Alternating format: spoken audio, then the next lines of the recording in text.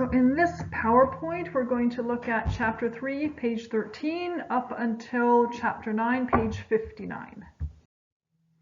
So let's look at Serena Joy a little bit.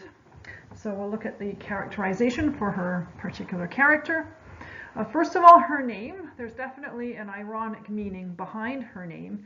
She's not serene, she's not joyous, she is exactly the opposite. And she is the wife of a very powerful commander.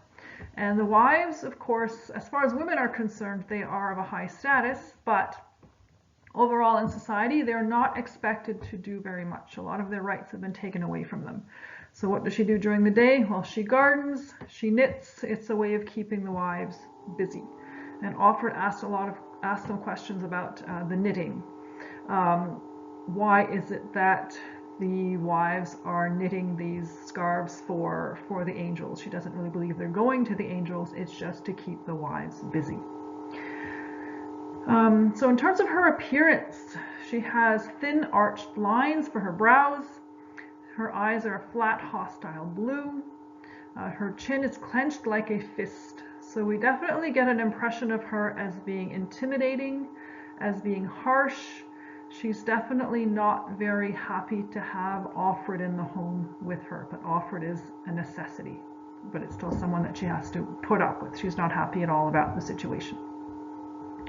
So the color that is associated with the wives is blue. They wear blue dresses, just like the handmaids wear red dresses.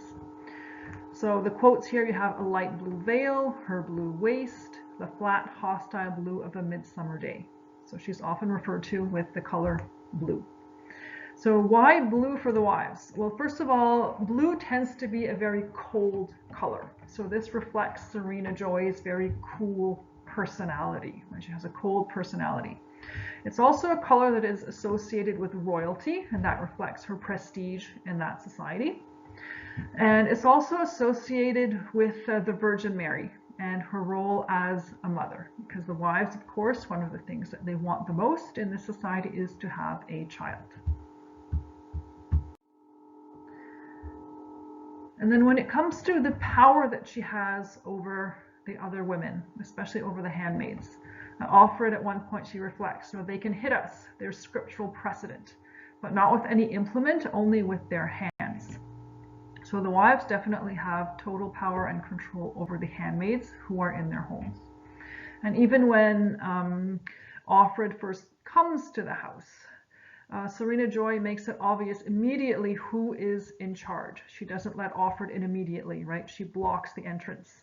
And then when Offred is allowed to come in, Offred has to carry her own suitcase inside. No one does that for her.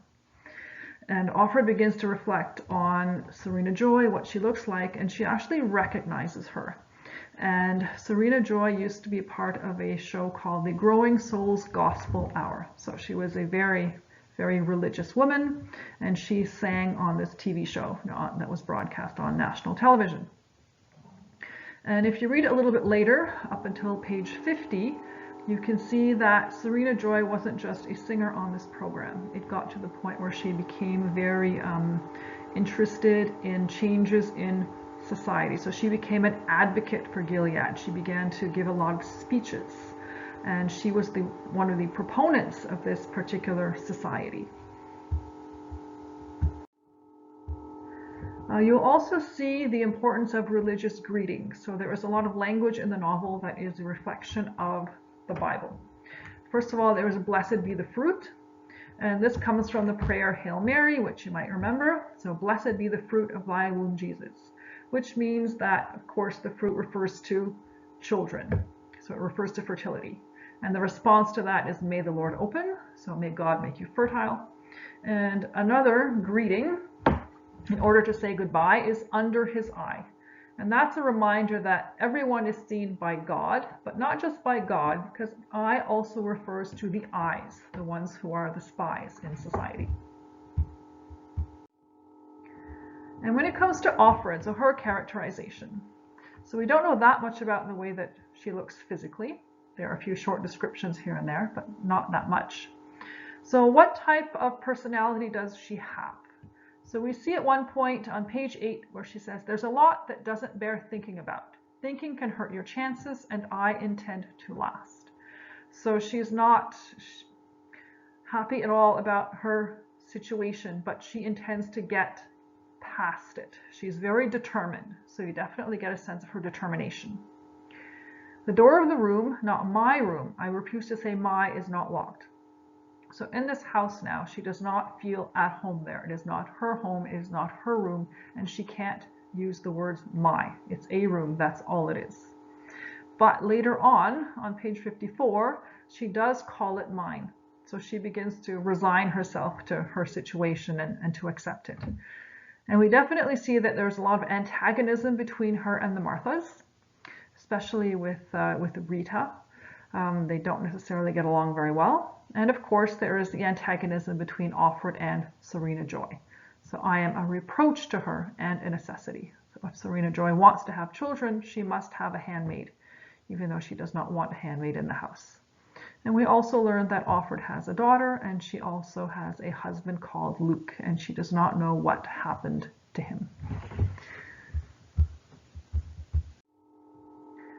So another very important quotation here, it's from Aunt Lydia, and she talks about the difference between freedom from and freedom to.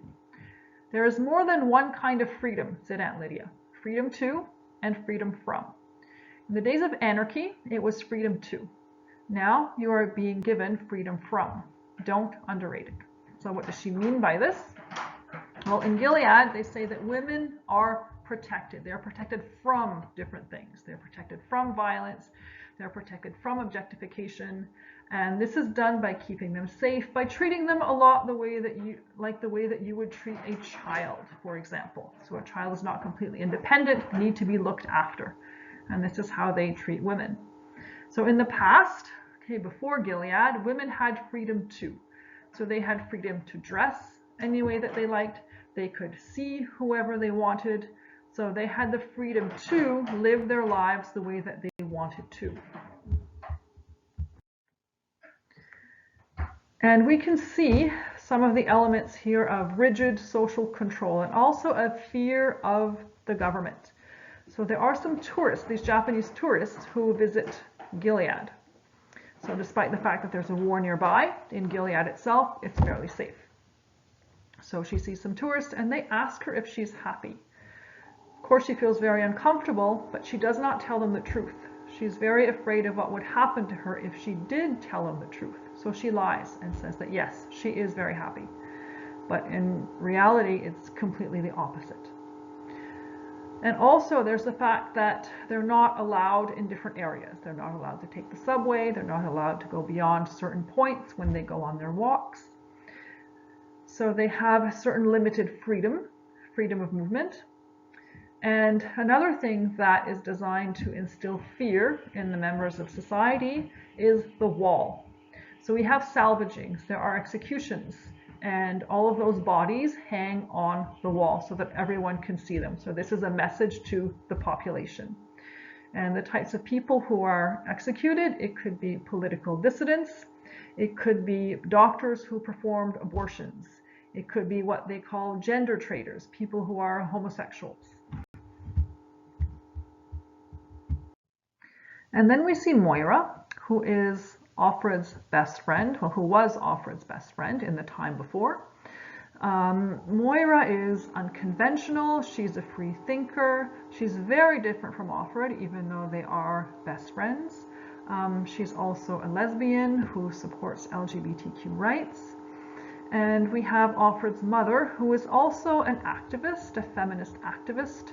She participates in a lot of marches for the equality of women, for demonstrations, and she's also part of the Take Back the Night movement.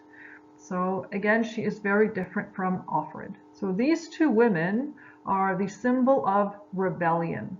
A lot of other people in society are complacent, but Moira and Offred's mother are exactly the opposite. So think of rebellion when you think of that.